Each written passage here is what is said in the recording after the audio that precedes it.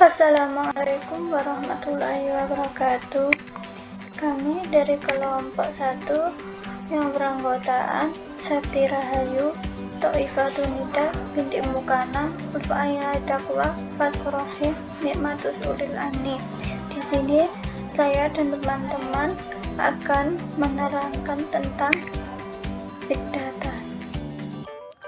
Menurut Ethorn, Dick, Tom, George, dan Paul, Big Data adalah istilah yang berlaku untuk informasi yang tidak dapat diproses atau dianalisis menggunakan alat tradisional. Sedangkan menurut Dunville 2012, Big Data adalah data yang melebihi proses kapasitas dari konversi sistem database yang ada. Data terlalu besar dan data terlalu cepat atau tidak disesuai dengan struktur arsitektur database yang ada untuk mendapatkan nilai dari data, maka harus memilih jalan alternatif untuk memprosesnya. Karakteristik Big Data. Karakteristik Big Data ini memiliki 3 karakteristik, yaitu 1. Volume, yaitu berkaitan dengan suatu jumlah data yang dihasilkan dan disimpan. 2. Yaitu variety, adalah berkaitan dengan jenis dan separtik data dan mengacu pada kebenaran dan kepercayaan yang berkaitan dengan jenis data tertentu. Yang ketiga atau yang terakhir yaitu velocity, yang berkaitan dengan kecepatan data yang dihasilkan, diolah, dianalisis secara terus-menerus dari berbagai sumber. Jenis-jenis Big Data dibagi menjadi 2, yaitu data terstruktur dan data yang tidak terstruktur. Data terstruktur merupakan data yang memiliki type data, format, dan struktur yang telah terdefinisi. Sumber datanya dapat berupa data tradisional, olah data tradisional RDBMS, file CSV, spreadsheet.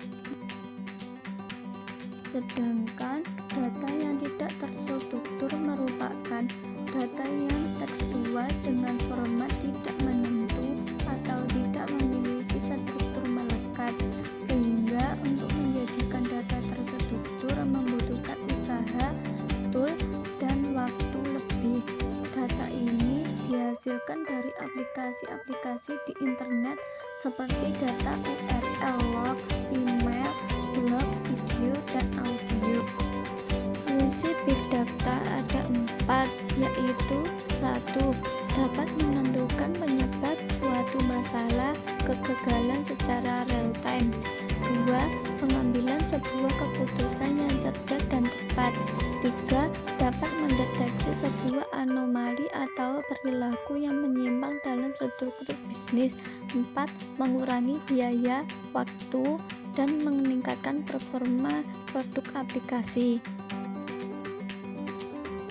Penerapan Big Data dalam kehidupan sehari-hari meliputi 1. Pengguna internet. Hampir seluruh orang di dunia terhubung dengan internet. Google merupakan search engine yang paling sering digunakan untuk pencarian informasi. Data-data dari hasil pencarian di mesin pencarian Google merupakan data yang disimpan oleh Google. 2. Pengguna smartphone. Hampir semua orang telah menggunakan smartphone. Alat komunikasi ini memiliki jumlah data yang begitu besar.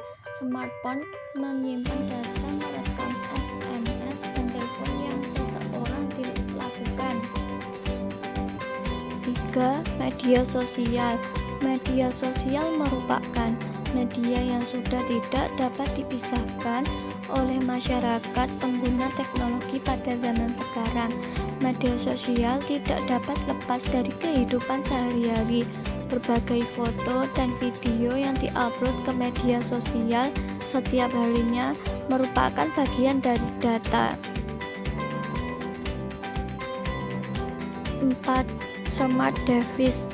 yaitu peralatan rumah tangga seperti smart TV, smart fridge, smart car, dan lain-lain memiliki konsep smart appliance atau alat pintar. Tantangan dan masalah pustakawan di era Big Data meliputi 1. Data. Data merupakan deskripsi dasar dari data menunjukkan pada benda, event, aktivitas, dan transaksi yang terdokumentasi, terklasifikasi, dan tersimpan, tetapi terorganisasi untuk dapat memberikan suatu arti yang spesifik.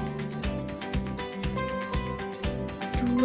Teknologi, yaitu hal ini terkait dengan infrastruktur dan tol dalam pengoperasian Big Data seperti teknik komputasi dan analitik serta media penyimpanan. 3. Proses. Dalam proses mengadopsi teknologi Big Data dibutuhkan perubahan budaya organisasi. Misalnya, sebelum adanya Big Data, seseorang pimpinan dalam menjalankan organisasi melakukan pengembalian keputusan hanya berdasarkan intuisi, berdasarkan nilai, keyakinan, atau asumsinya. 4. SDM.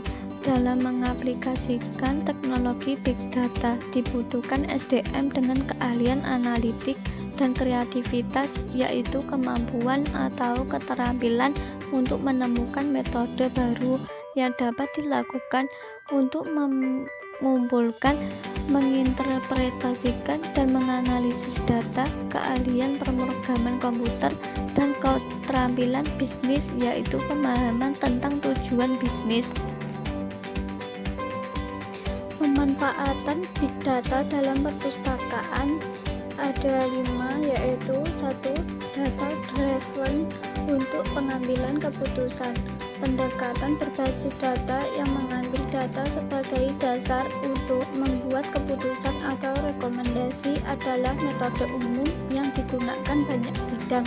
Misalnya, digunakan dalam desain database atau desain perangkat lunak. Yang kedua yaitu format data baru. Adanya berbagai data yang dapat diakses adalah satu hal yang penting untuk mencapai tujuan perpustakaan. Namun, banyak data yang diperlukan dikerjakan ulang, terutama data yang dikumpulkan pada waktu lama.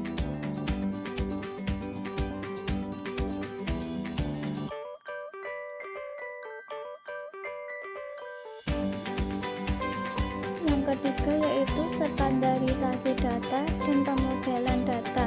Metadata adalah karakteristik utama untuk data dalam basis data.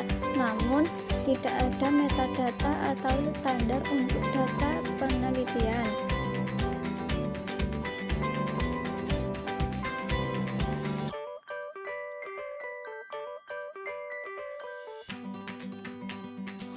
Yang keempat yaitu visualisasi data perpustakaan. Dalam data perpustakaan dapat dipilih dan divisualisasikan oleh alat seperti dashboard tabel untuk disajikan kepada pengguna sesuai kebutuhan pengguna.